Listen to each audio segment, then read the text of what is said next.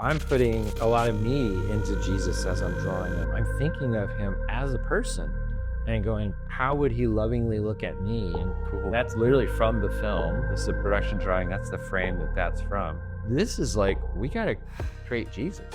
We got to tell his story. And it's scary. There were times I was up at night praying and going, are we doing the right thing? I was sold because I'm like, you just said the 90s Disney version of making a story about Jesus.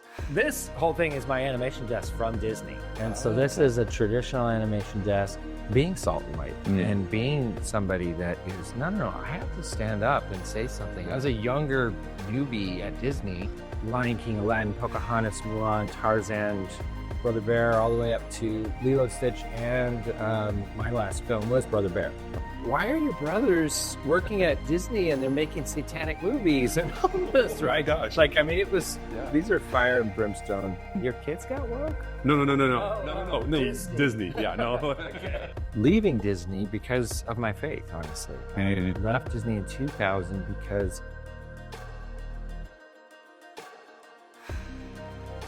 Well, welcome to the next episode of The Salty Christians. My name is Matt, and my mission and goal of every single video here on the YouTube channel is to inspire you to be salt and light. Matthew 5:13, Jesus says we are the salt of the earth and light of the world. And one of the best ways to do that is to meet interesting people who are being salt and light in their sphere of influence. And so today we get to meet and hang out with Tom Bancroft. Hey everybody, Tom Bancroft. I'm a former Disney animator. I have my own company now, animation company here in Franklin, Tennessee, called Pencilish Animation Studio. Yeah, and so we of course want to talk about some of the Disney days. I'm sure everybody loves to hear that, but I want to go to like the moment when you're like, you felt the calling to leave Disney, move to Nashville. You wanted to weave your faith more into what you're doing. Yeah, and welcome to my studio, by the way. Yeah. That's where we are right now. And yeah, it really was a God moment for me. So I'd been working at Disney. I'm trying to do the short version of this story, but I'd been working at Disney for 12 years. It was all during the 90s and 2000s. So it was like their second golden age of Lion King, Aladdin, Pocahontas, Mulan, Tarzan, Brother Bear, all the way up to Lilo and Stitch. And my last film was Brother Bear. Okay. And so, you know, it was a great time to be there. And when I got there, it was, the animation world was kind of dead. It was just starting to pick up. I was an intern back in 1988 at Disney in California, where I grew up.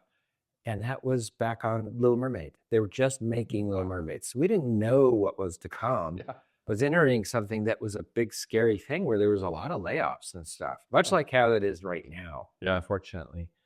So, you know, that was one big scary move, was getting into that first job at Disney in a really pivotal or rocky time, but became a pivotal time. And then leaving Disney because of my faith, honestly. I left Disney in 2000 because it was a string of films where people were questioning me, like my sister. Yeah. My older sister would call me and say, this is back when some of the Baptists were boycotting Disney. So like around Aladdin time, and she would call me and we just made Pocahontas and I worked on Pocahontas. And she said, you know, my church is boycotting Disney. And I everybody keeps coming up to me and saying, and I have a twin brother. We both worked at Disney. Yeah. Why are your brothers working at Disney and they're making satanic movies and all this, right? Gosh. Like, I mean, it was, these are fire and brimstone preaching little tiny churches in Arkansas. And so, you know, I would always defend it. And because I did know why, and it wasn't falsehoods. These were truths, which was, you know, I knew the animator, Glenn Keane, who was animating and designing Pocahontas. He was a believer and is a believer. And so he would say, you know, I'm just being true to her faith. Like that was a real person and they had to be true. And why would you, you know, you shouldn't change it. Yeah. They did worship nature and things like that. And so she didn't speak to trees. But other than that, the rest was pretty much true. And so that was one film after another. But then we got to a little short film that I was able to be on a small group of to make called John Henry.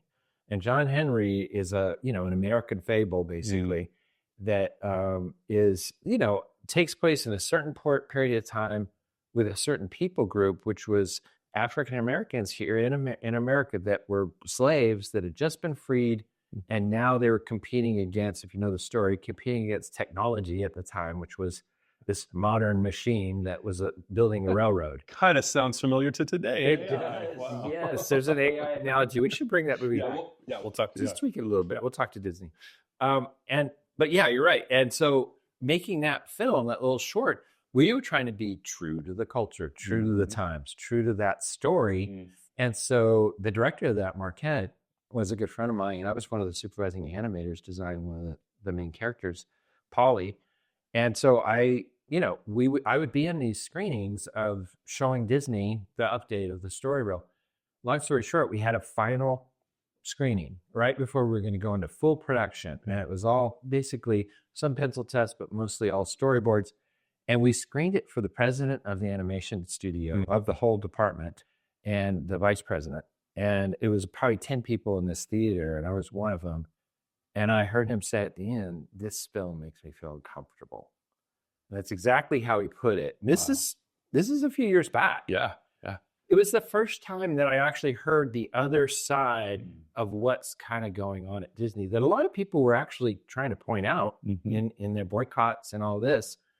And obviously it went much further with the whole woke thing that we've gone through the last, say, 10, like 20, almost 20 years. Yeah. It's just progressed since then. But these were people that, were saying, no, it's the Christianity on this feels heavy-handed. It's making me feel uncomfortable. And yet I just made Mulan and trying to be true to the story. Right. And that can't be true to Christianity. In the Chinese culture, Mulan, we're showing them praying to their ancestors. That's not my beliefs. Yeah. So here we are, a few Christians that had kind of come together that were really leading this and put Christianity in this as far as, and it was very subtle, just God references in the songs. It was a musical. And there was like a cross on the top of the church. It was that kind of level that made them feel uncomfortable. And there were gospel singers that did the music. And so we had to take the cross off the church. We had to do, there were a few little nips and tucks that had to happen to make it feel not so Christian. And I didn't know it then, but 6 months later, I left Disney. That was the day that, looking back, was what started me on the path of not wanting to. So I went to Big Idea Productions. Which is VeggieTales. VeggieTales. And that started my journey there. And I moved from my dream job, and I was about to work on Lilo and Stitch and be a supervising animator. It was another dream job. And I quit Disney and said, no, I'm going to go follow what I know God wants me to do, which was to join Phil Vischer and Mike Naraki, my good friend, and join VeggieTales. And so I did the Larry Boy 2D animated series there for about 4 or 5 episodes and helped on both of the feature films. But they went bankrupt within about 2.5 years. I always joke, it was like the day I came on, they started having financial problems because they were paying me so much. It was a step down for Disney, I will say. But I do think they were just hiring like crazy to make a feature film. And there was a lot of financial mistakes made. So, but I won't get into that. But these are all the stepping stones that led me on a path to coming to Franklin, because then after they went bankrupt, I went back to Disney in Florida and did Brother Bear for about 8 months. And afterwards, I could see the writing on the wall. Things were strange at Disney. It was weird to come back after I'd been able to pray openly. And we would, a Big Idea, we would pray and before a meeting. And that was so bizarre to me, not to pray, but to pray in my workplace. And then, and then come back to Disney where you can't really talk about God in the hallways or anything. It's very, you can kind of get talked to for doing that kind of stuff. And so, I didn't last there long. And so that's what led me to Franklin. I just heard about it. And, one of the realtors, and this is 22 years ago. Okay. So I'm not like brand new here. You're a local compared to most. I'm practically a local. You don't have the y'all, but you're. I know. I'm not a y'all guy. But he was a realtor that was a friend of mine. He had moved to Franklin, become a realtor. He used to work at Disney World. Anyway, on his trip back to Florida to visit friends, had a dinner with him, and he was like just talking up Franklin, saying how great it was and all that. And it was right when I had this kind of yearning on my heart that why am I still here at Disney? Why, I knew Disney was sort of temporary at that point. I was going to come off it anyway after Brother Bear, and I had to look for the next thing. And I was thinking about starting my own company. I was like, but why do I have to do it here? Why I could do it in Franklin. And this was like 2003, so it was kind of early internet to try and risk not living where your clients are. And so, but I started realizing through the internet, I can have clients all over the world. And so it was a little bit of a risk, but I really felt called. So that's what brought us here to Franklin. I don't know if I answered your question. No, that's great. Well, in a long way. Yeah. And I should say that, let me switch the camera here.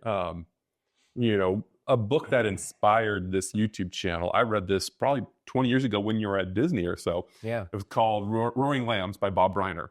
Yes. And he wrote this book basically kind of calling Christians to go be salt and light in the media. Instead of complaining about the Disneys or whatever culture, like, oh, look at the music, it's so bad, we'll go make better art.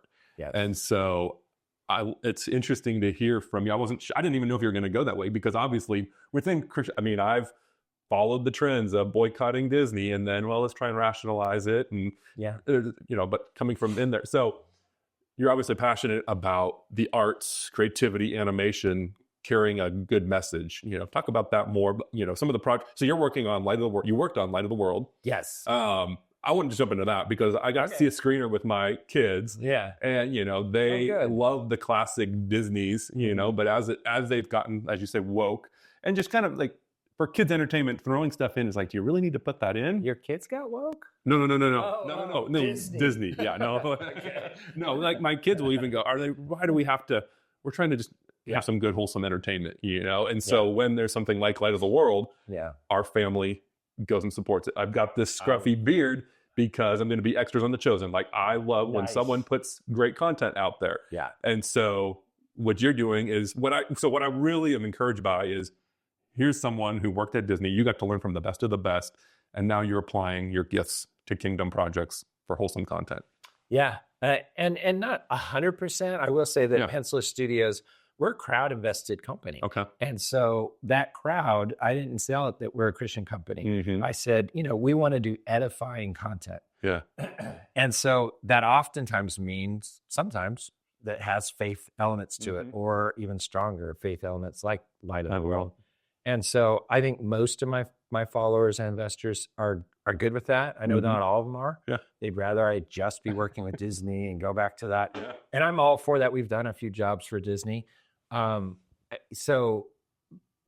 there's lines, right? And that's really what I had to establish early in my career was, what are those lines, and where am I going to let my faith show, when and where? I think we make these decisions every day, right? I was going to say, all of us. Is there a pivotal moment? You've shared a little bit about, taking the cross off of a film, but and some of that comes with your own spiritual maturity. I'm sure in the last 30 years, you've grown closer to Jesus and have different convictions, as we all do. 100%. Having kids and things like that has really brought out my feelings about being salt and light, and being somebody that is, no, I have to stand up and say something. As a younger newbie at Disney, I'm just trying to keep my head above water, go up the ladder a little bit. It's not appropriate for you to go, hey, can I pray, walk into someone's office? Can I pray for you? But doing excellent work. Right. And then if it comes up that you're a Christian, that's sometimes a bigger testimony of, oh, here's a Christian and they have a great work ethic. Yeah. And so I've loved making my faith part of my career. And so the Light of the World film came along a couple, 2.5 years ago. And it was by my friend, John Schaefer, who's the other director. And he was starting to develop this for the Salvation Poem Foundation, and which is just a nonprofit. They'd never done a feature film before. And so he called me up at one point after kind of like they were spinning their wheels and the story, they decided it was going to be a 2D feature film. They started realizing nobody knows how to make 2D feature films anymore. And I'm one of the dinosaurs that does. And we had done Superbook back at CBN. We had developed Superbook together a good, 10 years before that, or almost 18. And so we were longtime friends. Yeah. And so when he called me and said, hey, I'm working on this thing, he showed me some artwork. I was like, wow, that looks really good. This is, you guys are serious. Yeah. And, as an artist, I need to see the artwork. He said it's fully funded. That was a big one. and that basically we're going to tell the story of it's the story of Jesus' last 3 years of his life all the way through the crucifixion. But we're doing it from the point of view of young John. Yeah. And that we've decided to age down what traditionally most scholars do believe that they were a lot younger than what we see in the paintings where they look like old men. They were in their 20s. And John being the youngest, it's not a stretch to say he was 13 or 14. So we went with that. And having a young man, kind of a coming of age story, who he's trying to find the Messiah. And he's doing it for sort of selfish reasons at first. He just wants to help his dad and save, his family, who's, because they're oppressed by the Romans with taxes and stuff. And so he kind of just wants to save the day for his family and have his dad kind of like revere him a little bit more because James sticks out. He's bigger and all that. Yeah. And so anyway, we get to that point of, being able to tell this story from a kid's eyes, basically, and discovering Jesus, not really trusting that he really is the Messiah either right away, as is true in the Bible. They were constantly like trying to figure it out. And then once they kind of got it, they were still questioning almost everything he would do. Well, even their idea of what the Messiah was and what he was to do. What he was going to do. Yeah, and that's the biggest point in the movie, honestly, is they don't realize that till after he passes. And so anyway, when he pitched me that version of the story too, that they'd already locked into, okay, it's going to be from the point of view of young John, I was sold because I'm like, you just said the 90s Disney version of making this story about Jesus. Well, you guys know, and they didn't know that. They hadn't thought about it that way. But I framed it like that and said, now we can communicate to these kids that are going to watch this all over the world, not knowing who Jesus is. They get to see it through a kid that's basically their age or close to it and discover Jesus through his eyes. And I said, that's what makes this brilliant. And in a style that they're used to.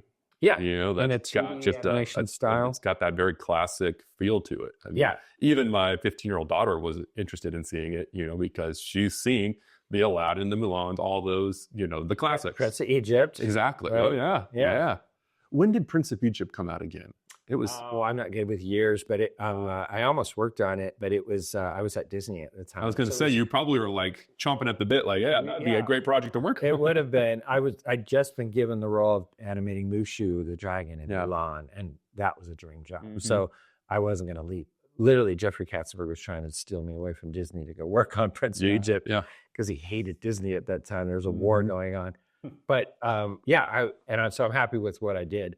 But it was around that Mulan time, so I'm going to put it around 92 or so, 90 to 94. Yeah, I was the Christian music nerd kid, and I just loved the soundtrack. I just remember the soundtrack, and I think it had it was like DC Talk, like Christian artists, and then Boyz II Men or something like that. Yeah. And so it was Whitney Houston. That's right. Yeah. And so it was, I think Christians are always wrestling with, we're going to be in the world, but not of it. But what does that look like? But be able to do excellent art that has your faith, that carries. I mean, this day and age, I think we're also just content that it just doesn't, have other junk in it. It's just got like a good story that teaches a good value. It's cherry on top, and if it draws your kid closer to Jesus. So, and it's so rare to see a Christian animated film that has Jesus in it. Right. Yeah. And so I know we're going to get comparisons to, you've seen it now, but comparisons to The Chosen. Yeah. We had never, all of us involved, the leadership at least, me, my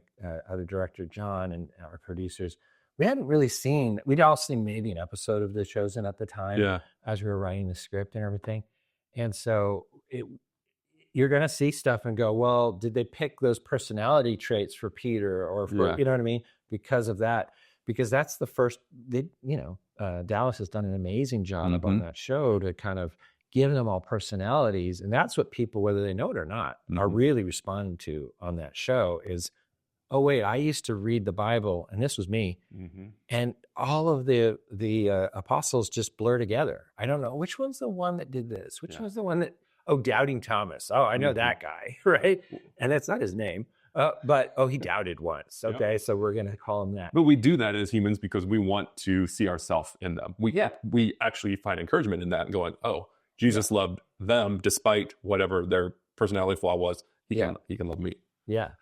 It's weird. I go to church now and the sermon might be something about Peter and what he did, or, and I'm picturing our Peter, the drawings I've done of Peter as the guy saying those words and all that. And in a way, I'm kind of animating it in my head now with these new versions of the characters. And I must admit, it brings it more to life, because I love my Peter that we created. I love my John. I love our Jesus. We put so much work in making them lovable and hopefully relatable. Yeah. That, it's hard for me not to go, oh, yeah. I mean, obviously the Bible truths, I'm not going to change that in my head, but, we all have a picture of what Jesus is when we read it. We're picturing a person of some kind, even if it is a little hazy, vague. Or influenced by other sources that we've seen. Yeah. So it's weird to think that like generations of kids could potentially be thinking about our version of Jesus when they read the Bible. Well, can you imagine how many times kids are going to watch this? Yeah. My kids, if I play a song 2 times in a row, Dad, we just listened to that. I'm like, how many times have you watched such and such movie? Like, don't tell me about it. Yeah, right. But that's the beautiful thing about kids programming, is that they will just watch it over and over again because it speaks to them. They want to see it again. Yeah. Let's do a quick tour around here. I'd have to, We're getting tired of this, right? Well, yeah. And it's, you got so many cool collectives here. Like this whole thing is my animation desk from Disney. And so this is a traditional animation desk. I got it from Disney when I left. There's my Light of the World movie poster. Nice. All right. And it's in theaters September 5th. Okay. Go see it. Yeah, definitely go see it. And yeah, a lot of trinkets. These are just things I like. Somebody made a bobblehead of me.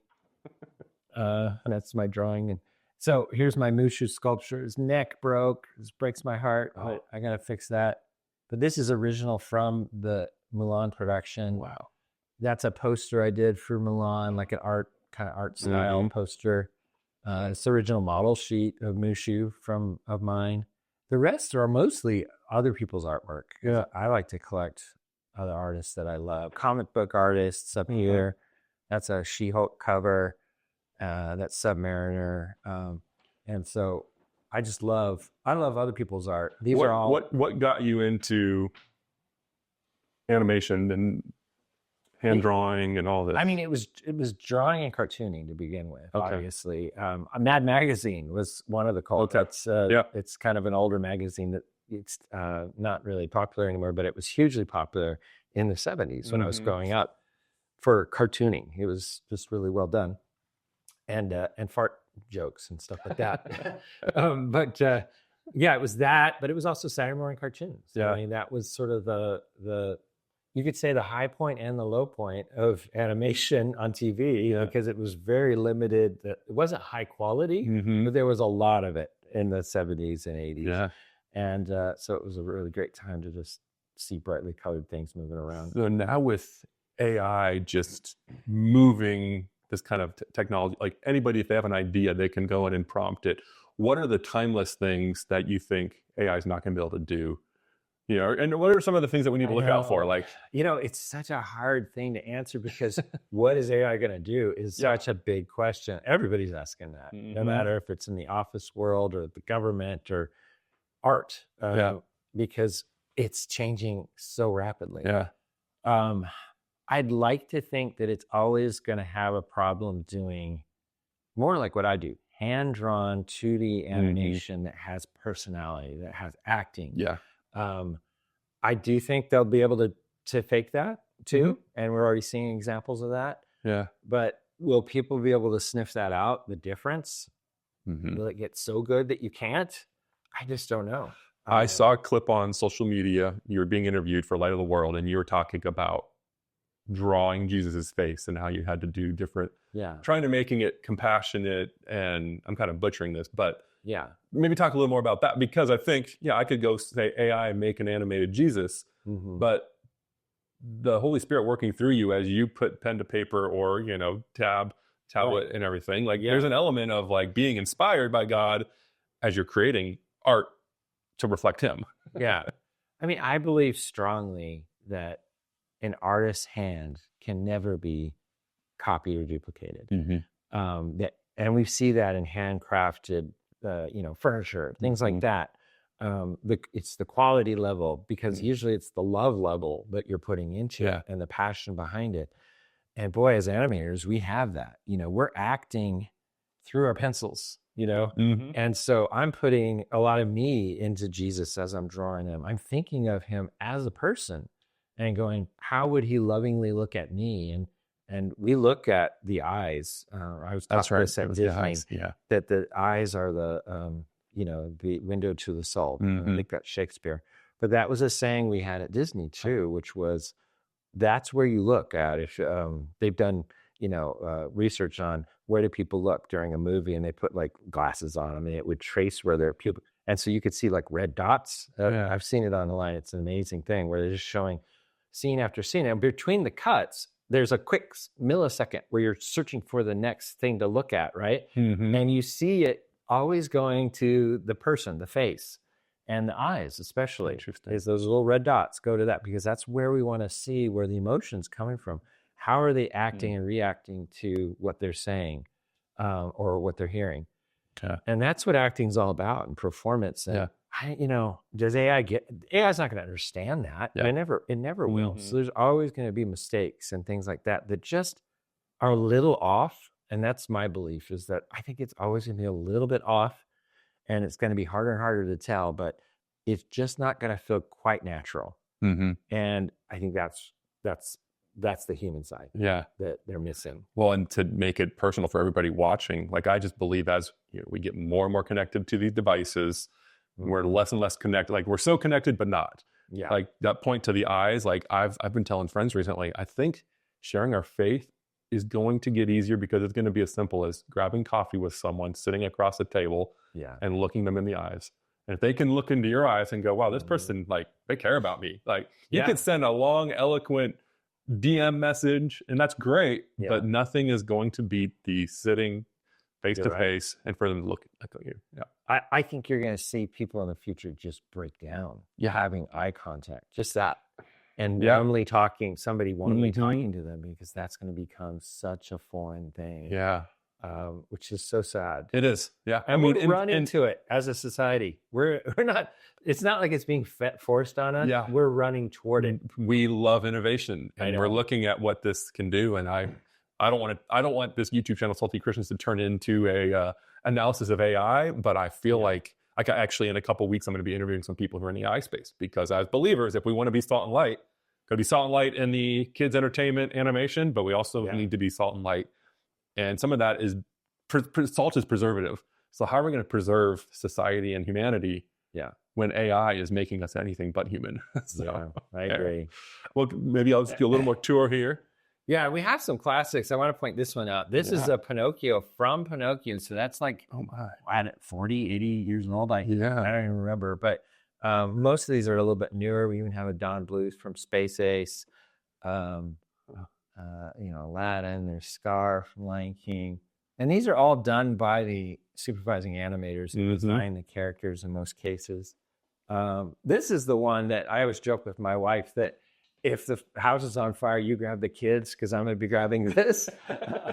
It's a joke. I want to make that clear. But this piece took me about 1.5 years to do. I was a brand new supervising animator of Mushu. And so I kind of designed on one piece of paper this, where they'll all be standing, the whole cast of Mulan, even a lot of the incidental characters. And then I took it by hand over 1.5 years to every single animator that designed these characters, and had them do their drawing of their character and sign it, and kind of have them interact a little bit. Some of them are kind of interacting a little bit, especially the Gang of Three here. And so, like, Disney doesn't even have this piece. It's such a custom piece. I love it. It's and it's a really cherished memory. That's amazing. So these are Disney's 9 Old Men. It's only 5 of the 9 Old Men. But I got this from Disney MGM Studios, where I used to work at in Florida. And this used to be on the wall. It was part of the tour. And when they changed out some of the photos, I got to keep that. But it really kind of, I love the history of Disney animation. And that was back when they were doing Jungle Book and things like that. And just to see that they look like a bunch of old guys, honestly. But they were probably, I'm sure I'm their age or older now. Probably their age. And so it's weird to me. I used to look up to him. Now I'm like starting to be, them, basically. Yeah. You're the teacher. Yeah. You're the mentor. Not as good. Here's a Simba from Lion King that was done by my mentor, Marken. Oh, cool. That's literally from the film. This is a production drawing. That's the frame that's from. This is one from my brother. This is a production drawing. It got signed by Ernie Sabella, the voice, and my brother. And then that's the frame that's from in the movie. It says eyeball only. Is it? Yeah. Talking about back to the eyes. Yeah. So there's charts. It's just timing that the eyes are going to move at a different speed than the head. Yeah. That kind of a thing. This is a Peter Pan. So that's actually from Peter Pan. Wow. He's saying tink. See how eye is underlined because that's the eye and mouth, and it relates to that frame. He's saying the eye. Interesting. Of tink. My first guest. Well, one of my first guests on Salty Christians was Joe Battaglia, and so he works in the Christian film world. Yeah. And I asked him why, and going back to Roaring Lambs, for years, Christian media, movies, music was kind of referred to as cheesy. Yeah. And he had a great point. He goes, it partly is because as Christians, we're still learning this craft. So I guess I would love to hear your thoughts. I mean, I think we're in a beautiful time for Christian media where you've got The Chosen, there's Testament, there's Light of the World, like stuff that I could show a non-Christian friend, Kingdom Story, what they're doing. Amazing stuff. What do you think has been the rise of that? Is it because we have creators who are kind of getting more mature in their craft? Mm-hmm. Or is there also, even your story, seeing what Hollywood's putting out and going, wait, we can do this and we should be able to do it better because we're inspired by the creator of the universe. Yeah. I want to, and this is sort of a loaded answer, I guess you could say, controversial supposedly, is that Mel Gibson really started it with Prince of Egypt, with Passion of Christ. Passion of the Christ. Yeah. So when Mel Gibson made Passion of Christ, he changed everybody's sort of viewpoint on how do you film the story of Jesus. Because he just made it as realistic as he could, like very grittily at times, realistic. But that changed Hollywood's perception because they doubted him. Nobody would finance it. He had to self-finance that thing. He made a ton of money doing it, so good for him. Yeah. But he had to do that. It was a huge risk. And then on top of that, he does it in Latin, right? Didn't he do it originally? They all were speaking Latin, but they had subtitles. Which that part I'm not sure I understand, but he wanted to go so pure with it, and so respect for that. He took it seriously is the point. And because he grew up Catholic, and so he was taking it seriously. He wasn't just doing it for the money and whatever. And that didn't exist in Hollywood. And it really didn't exist outside of Hollywood. Us independents weren't going to that level. And I think we had to see that also to go, oh, wait, we can do pro level stuff. We don't have to do it on the cheap all the time. We don't have to we can be our full Christian selves and be our full talent level too. Yeah. And that basically just because, and here's a slight complaint I have about Christian entertainment. For years, it was all about if you had the passion in your heart, then God was calling you to, this was probably your mission. And there were a lot of people that were getting into Christian entertainment and never done it before. But I need a couple $1 million to make a movie because God's telling me to do it. And there's a lot of red flags there. I don't want to ever say to somebody that isn't what God's asking you to do. Yeah.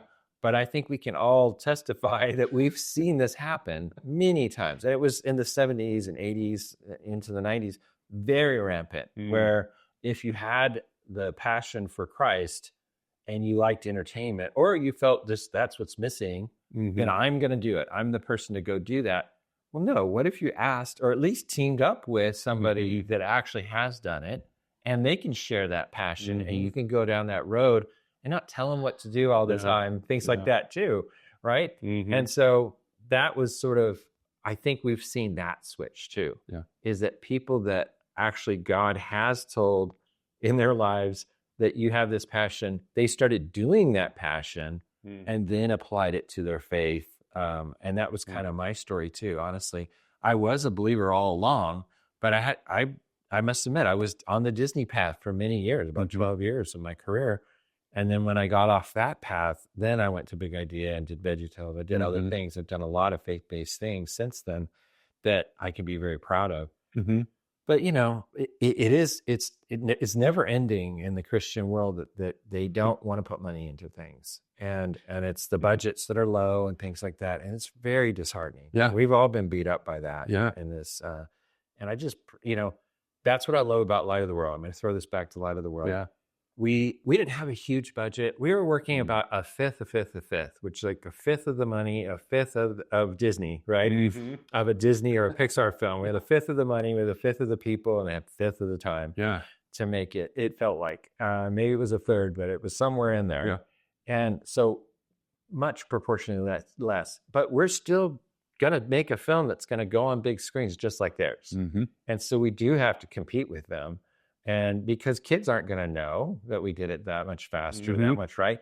And so we knew that was still there. We're not saying, oh, we're going to be the next Disney by making this movie. That's kind of dumb, right? But we did say we need it to be of a quality level that isn't that different. Yeah. And so how do you do that when we have $20 million and they have $120 million to make a movie? That's being nice. Theirs is much higher than that, probably. But so that's kind of the scenario. Yeah. And so we had a guy, Matt McPherson, who was the head of the charity foundation that did this, Salvation Film. And he put in his own money. And he said, I'm serious about this. I want it to be 2D. And he gave us the $20 million was in the bank from day one, which never happens, right? It's always like, oh, we'll get you. And you have starts and stops and starts and stops. And pretty soon the movie takes 5 years to make. And that happened with King of Kings, actually, which came out this year. And that's generally how movies get made. And a lot of times, even in the Hollywood version, but especially in the indie world. But he said, no, we're going to make this. He made that decision on the upfront. Wow. And he stuck by it. And then he said, John Schaefer, here you go. You start making it. And with Brendan McPherson, the executive producer, they started writing the script. They started getting into it, hiring artists, things like that. And then right around that time, I came in and they started bringing in me and my producer, Pam Darley, and we started guiding and creating the pipeline and helping to focus the story and bring in a little bit more of the character to it in the character design and things like that. But never once did he stop us. You know what I mean? Like we would give him little updates, but amazingly, it was every 3-6 months. Wow. And we'd be very far into it. He was not hands-on as far as like oppressive at all. He would just go, are you telling the gospel? Are we getting across the story of Jesus in a loving way? Does he feel like he's your friend? Those were the things that he cared about. And as long as we were doing those things, which we cared about too, obviously. Yeah. And he was happy with it. And then lo and behold, we were able to make a film that in the end, he's super proud of. And now I pray, is going to go around the world and change lives. And that was his goal to begin with. And I think he feels strongly that's what's going to happen now. So he's happy. And we're going to see what happens. Yeah. But that kind of, I have that. So that's kind of a little bit of what I was talking about before. If you do have that feeling that God wants you to make a animated feature film about Jesus Christ, and you have the money to make it, awesome. Yeah. We need you.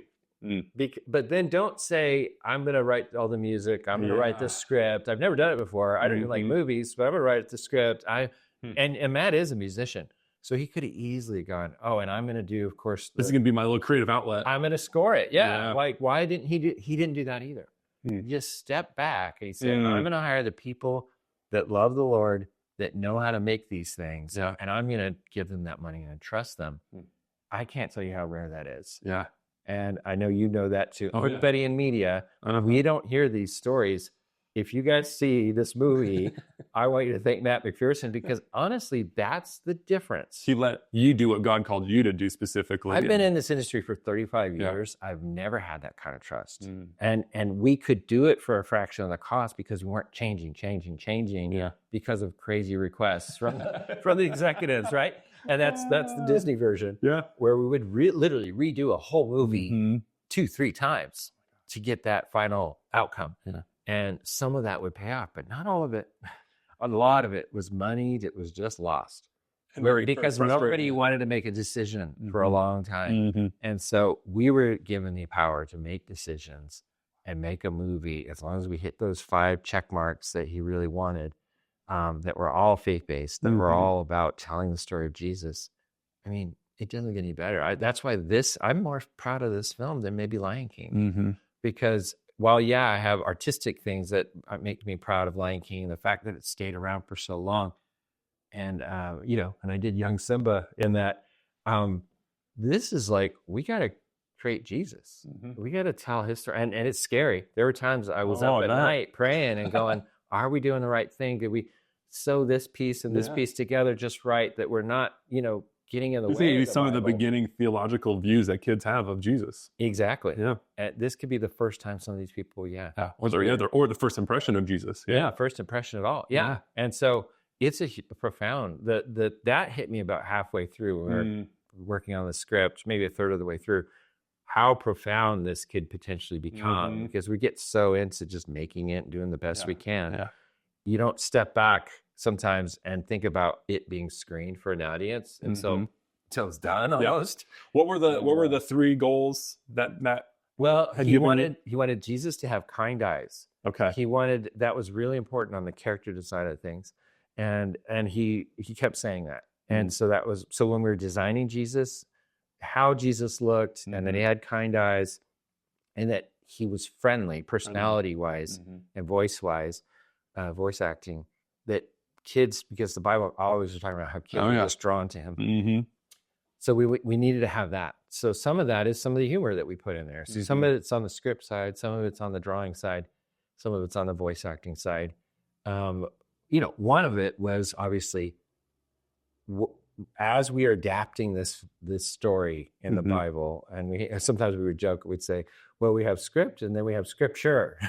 And so scripture was our post that would get us through the story. Yeah. Like we had all these goalposts all through it, because we're like, here's a scripture verse, here's a situation in the Bible, like walking on water, whatever, things we knew we wanted to have in there. And now how do we sew between those? Because the Bible's not written that way, right? There's tons of time jumps and things like that, and different perspectives. And so it doesn't and emotion is pretty much taken out of the Bible, honestly.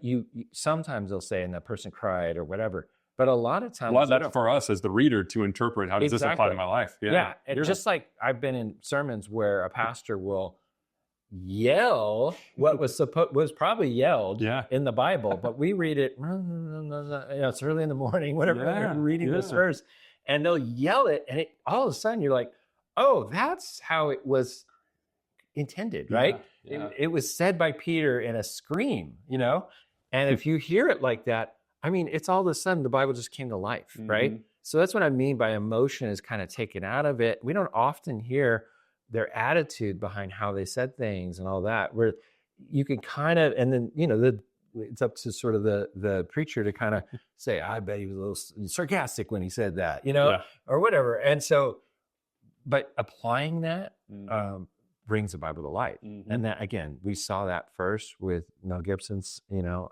movie, Prince of Egypt. Mel Gibson's, now I forgot it again. The Passion of the Christ. The Passion of the Christ. And now we get to do that. So, so that was another one, was figuring out, just staying true to the Bible and the points that we're trying to get across in those phases of the Bible. Now, never deterring from those points that were trying to be made in that moment. And the other one was just, he had a timeline to some degree. He had a heart of more, I want this to be really good. I want it to be, as good as we can possibly make it, but I think the world needs it now. And so we were really trying to do it in a timeline. And part of that's budget driven too. You didn't have enough money. The longer you take making a movie, the more expensive it is. Didn't have budget to do 5 iterations and revisions. Exactly. Yeah. And so we used that to our favor, I think, in the end. We didn't overthink things too much. We did have tons of researchers that were involved, and we would have them read the script. Bible scholars, and a lot of our script writers were actually Bible scholars themselves. And so, yes, I feel like we pulled all that off.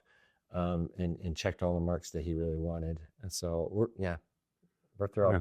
Well, down below, I'm going to put a link to watch the trailer and then also details on buying tickets and everything. So, well, let's do the final question that I ask every single person, since this is the Salty Christians and it's to inspire people to be salt and light. Would love to hear a story. And it can be from your Disney days. It could be happened yesterday, but it's a story. It's a testimony of how you've been open to be used by God and God used you to be salt and light to share. And actually, let's walk around. We'll check out a new location. A new location, yeah. In case people are getting tired of those back there. Here we can maybe show people the Little Mermaid here. A couple aerials here. This is by Mark Henn. This is production drawing from the movie when Flounder hides in her hair when she's talking to Triton. And this is when by Glenn King. This is when she's talking to Eric for the first time. Yeah. And we can. There's Roger. Go ahead and maybe just kind of share a story. And I know it can be weird sometimes that it's like, you're not bragging on yourself, you're bragging on God. Like you've been, because I want people to, I know when I hear stories of a Christian who, was bold. Yeah. And sometimes it's not even bold, but just being obedient to God. And then God does big things with it. So, yeah. There's bigger ones and littler ones. One that sticks out, I'll just say this, which is my brother and I do a podcast. It's the Bancroft Brothers Animation Podcast. And we've been doing it for, 11 years now. So before it was popular. And we talk about animation and Disney, but also all the studios, just new releases that are coming out. We interview directors and producers and character designers, artists, and a lot of friends and stuff. But we started it, and it was definitely just, we thought it had to be about, you got to be buttoned up. You got to make it about animation only and all that. We didn't get into, we tell some personal stories just because we're funny. We like to be funny on it. And it's a very casual thing, just like this. Yeah. And so that part of us came out for sure, but we didn't share our faith. And I just remember there was a point where I just went there on a podcast, and we'll say it was only, 5 to 7 years ago. Yeah. Halfway in, there was a story I was telling about, my animation career. And I think it was the one where we talked about why we left Disney. Both Tony and I have a story of why we left Disney, and I kind of hinted at it earlier. And going to Big Idea Productions for VeggieTales. And I was telling that story, and it's so intrinsically rooted in my faith and in God telling me to go, that I just opened up completely about it and shared that story. And then that gave Tony, I think, the opening to do the same, because why he left was very faith driven too. Yeah. And so that episode has become one of our most sought after favorite episodes. A lot of people talk about that one really affected me. And then ever since then, it just opened the doors for us because we got such a good response. That's part of it. It gave us the confidence to go, oh, people do want to hear this side of us. They want to hear, and the Christians came out of the woodwork. I mean, all the comments were like, I'm a Christian too. I had no idea. Thank you for saying that. And so now it's a regular part of our story and of just the podcast that people know we're believers, and we're going to talk about it. But we found a way into it, honestly, too. We realized, oh, wait, this doesn't have to be a political thing. When we talk about it, it's just going to be because we're talking about our viewpoint on something. And it's going to be just a part of that. Well, because I'm a believer, I think that this, I could see your viewpoint, but this is how I look at it. We should be able to do that. And as crazy as that sounds, as that's a door, like a moment in time where I felt like was a shift for me. It shouldn't have been. I'd already done things for Big Idea. I'd prayed before meetings. I'd come back to Disney and not done that. So like I'd seen both sides of that.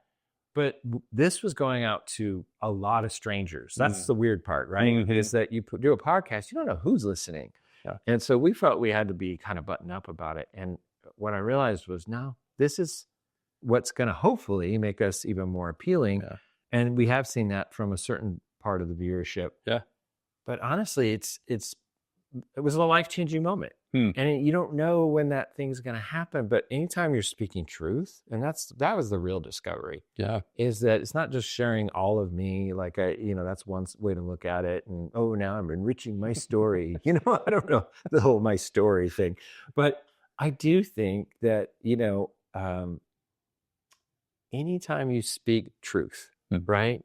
The Lord tells us that anytime you speak my truth, it doesn't fall on false ears. Yeah. And so that happened. We've seen it time and time again. And ever since then, it's become a little part when needed or when it's part of the story of our podcast, and just speaking about it and just letting people know that, that's who we are. Mm-hmm.